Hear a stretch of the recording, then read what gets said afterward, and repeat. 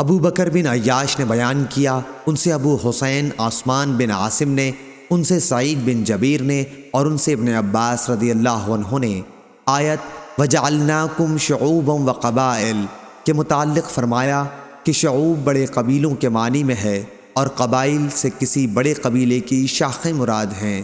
صحیح بخاری حدیث نمبر 3489۔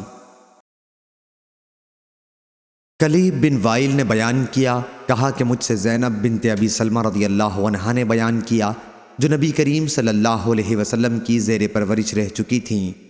کلیب نے بیان کیا کہ میں نے زینب سے پوچھا کہ کیا نبی کریم صلی اللہ علیہ وسلم کا تعلق قبیلہ مضر سے تھا؟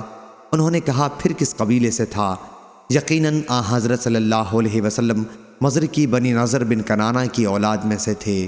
صحیح بخاری حدیث نمبر 3491۔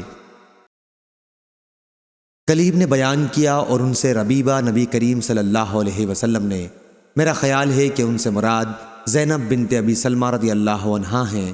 انہوں نے بیان کیا کہ نبی کریم صلی اللہ علیہ وسلم نے دبا، حنتم، مقیر اور مزفت کے استعمال سے منع فرمایا تھا، اور میں نے ان سے پوچھا تھا کہ آپ مجھے بتائیے کیا حضرت صلی اللہ علیہ وسلم کا تعلق کس قبیلے سے تھا؟ کیا واقعی آپ کا تعلق مضر سے تھا؟ انہوں نے کہا کہ پھر اور کس سے ہو سکتا ہے؟ یقیناً آپ کا تعلق اسی قبیلے سے تھا اور آپ نضر بن کنانہ کی اولاد میں سے تھے۔ صحیح بخاری حدیث نمبر 3492۔